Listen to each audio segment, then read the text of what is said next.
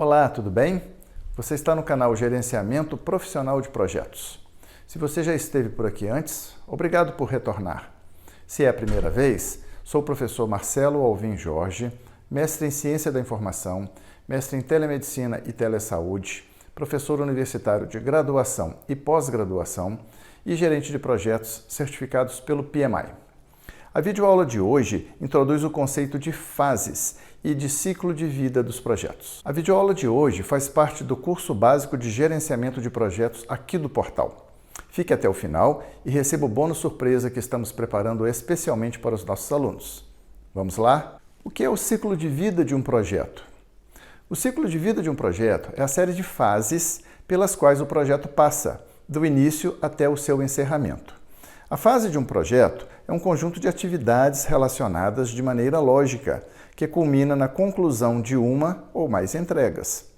Os nomes, a quantidade e a duração das fases do projeto são determinados pelas necessidades de gerenciamento e controle das organizações envolvidas no projeto, pela natureza do projeto em si e sua área de aplicação. As fases têm prazo definido, com um ponto de início, de fim e um ou mais pontos de controle. O gráfico que você vê em tela mostra o ciclo de vida de projetos. Você pode observar na figura que o projeto foi dividido em várias fases: fase inicial, fase 2, fase N, fase N2 e fase final. Entre cada uma das fases existe um gate, que é um ponto de controle, onde pode-se verificar se a fase anterior cumpriu ou não os seus requisitos, se os resultados daquela fase foram satisfatórios para se iniciar uma fase seguinte. Observe também o nível de atividade no eixo do Y. Na fase inicial, o nível de atividade é menor e ele vai crescendo ao longo do projeto, até um determinado momento que o nível de atividade chega ao máximo e começa a decair até o encerramento do projeto. Vamos a um exemplo de ciclo de vida para ficar mais fácil. Construção civil. Podemos dividir um projeto de construção civil, por exemplo, nas fases que você vê em tela: viabilidade, planejamento, desenho, construção e entrega. Este, então, é o ciclo de vida de um projeto de construção civil.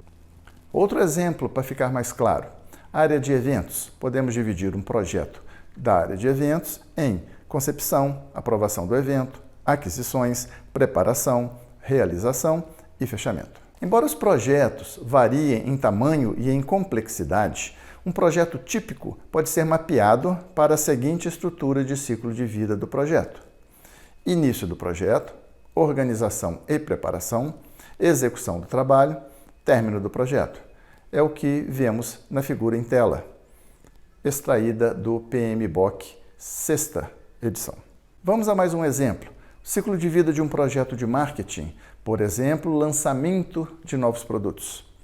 O ciclo de vida pode ser dividido em concepção, pesquisa, design, aquisições, fabricação de protótipo, ajustes e melhorias, fabricação do produto e encerramento. Observe que essa divisão desse projeto de marketing em fases, ele obedece ao ciclo de vida típico que foi preconizado pelo PMBOK, onde podemos ter a fase inicial de concepção como sendo a fase de início, as fases de pesquisa e design como sendo as fases de organização e preparação, as fases de aquisição, fabricação do protótipo, ajustes e melhorias e fabricação do produto, a fase de execução do trabalho, culminando com a fase de encerramento, que é o término do projeto. O gráfico que você vê em tela mostra a execução do projeto ao longo do tempo. No eixo do Y, percentual de término do projeto, no eixo do X, tempo.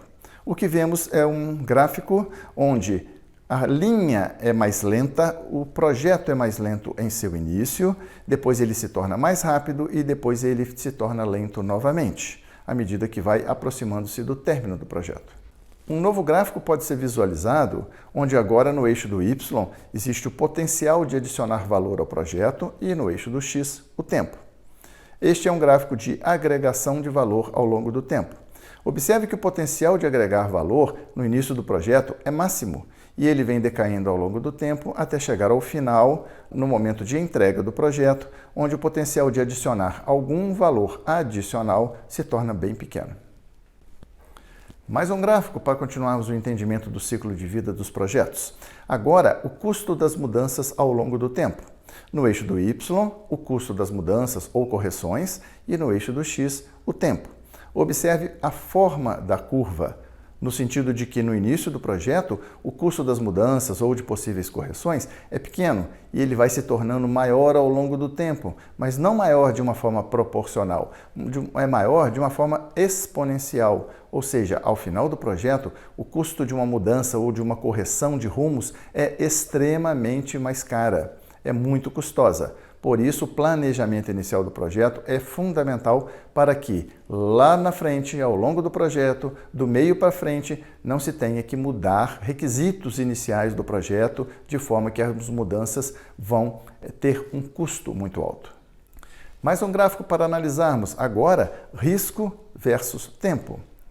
No eixo dos Y, temos a intensidade do risco e no eixo do X, o tempo. Observem duas curvas, a curva azul, que é a curva da incerteza do risco, e a curva verde, que é a quantidade arriscada. No início do projeto, é muito incerto, a incerteza do risco é máxima, é o que nos diz ali a curva azul. E ela vai decrescendo ao longo do projeto, até que ao final do projeto a incerteza vai diminuindo, até que a incerteza seja praticamente nula ao seu fim. É exatamente o contrário. A curva da quantidade arriscada que você vê aí em formato de S na cor verde. No início, a quantidade que se arrisca no projeto ela é pequena e ela vai aumentando exponencialmente até o final, quando ela é máxima. Vamos analisar agora o gráfico que nos mostra custo-benefício ao longo do tempo. No eixo dos Y, temos a análise de custo-benefício e no eixo do X, o tempo. Observe que a melhor relação custo-benefício, quando consumimos recursos e fazemos muitas entregas compatíveis com esses recursos, é no meio do projeto. Tanto no início do projeto quanto ao final do projeto, o custo-benefício ele é extremamente alto. Por isso que projetos com uma duração muito reduzida normalmente são deficitários, ou projetos com uma duração excessiva também são deficitários, pois o custo aumenta muito em relação ao benefício. A melhor relação custo-benefício são projetos medianos, de mediana duração. Agora vamos analisar um gráfico performance-benefício ao longo do tempo, com uma performance-benefício no eixo dos Y e no eixo dos X, como sempre, o tempo. Temos que também, da mesma forma que o gráfico anterior, que a melhor relação performance-benefício se dá no meio do projeto. Projetos com duração reduzida ou projetos com duração excessiva têm uma performance-benefício extremamente pequena. Um novo gráfico para analisarmos agora as habilidades requeridas e o nível hierárquico dos envolvidos no projeto. No eixo do Y, nós vemos as habilidades e no eixo do X, o nível hierárquico. Duas curvas são apresentadas, a curva das habilidades técnicas e a curva das habilidades humanas. Observe que, quanto maior o nível hierárquico, menos são requeridas habilidades técnicas. As habilidades técnicas elas são muito requeridas para elementos que trabalham na equipe do projeto com menor nível hierárquico. Por sua vez, exatamente ao contrário, são as habilidades humanas. Quanto menor o nível hierárquico, menor a necessidade de habilidades interpessoais. Enquanto gerente de projetos, por exemplo, e outras partes interessadas extremamente importantes e poderosas do nosso projeto, que exercem uma influência grande no nosso projeto, elas têm habilidades, ou são requeridas, melhor dizendo, habilidades extremamente altas destas partes interessadas. O gráfico seguinte nos mostra performance versus nível de conflito e ansiedade, onde podemos observar no eixo Y a performance dos elementos do nosso projeto e no eixo do X o nível de conflito e de ansiedade. Observe no gráfico que, no início do nosso projeto, o nível de conflito e ansiedade é pequeno e a performance também. A performance vai aumentando e o nível de conflito e de ansiedade também aumenta. Ao final do projeto, percebemos que a performance cai, mas o nível de conflito e de ansiedade continua crescendo. E isso é um fator extremamente preocupante e deve ser analisado, visto pelo gerente de projetos de uma maneira muito especial. Para finalizar, mostramos um gráfico retirado do PMBOK que mostra as fases do projeto, recursos e tempo. No eixo do Y, vemos os recursos que são necessários, requeridos pelo projeto, recursos materiais, humanos e financeiros. e no eixo do X, o tempo. Observamos no gráfico que, na fase de iniciação, são necessários menos recursos materiais, humanos e financeiros. Na fase de planejamento, esses recursos são mais requeridos. Na fase de evolução, chegamos no ápice do uso dos recursos. E na fase de encerramento, esses recursos eles vão sendo deixados de lado, sendo menos necessários, uma vez que as entregas são realizadas e o projeto se encaminha para o seu final. Como foi a sua experiência? Gostou dessa aula? Deixe o seu like, compartilhe o vídeo, envie sua mensagem, inscreva-se no nosso canal. Se quiser sugerir algo, fale com a gente. A sua opinião é sempre muito importante para melhorarmos o canal. Estamos encerrando esse vídeo e, conforme prometido, aqui está o bônus surpresa. Indo agora até a plataforma Hotmart, você pode usar o cupom GPP85OFF e adquirir o curso básico de gerenciamento de projetos. O curso básico de gerenciamento de projetos contempla 10 videoaulas do nível básico aqui do canal, organizadas de forma a guiar e facilitar o seu aprendizado.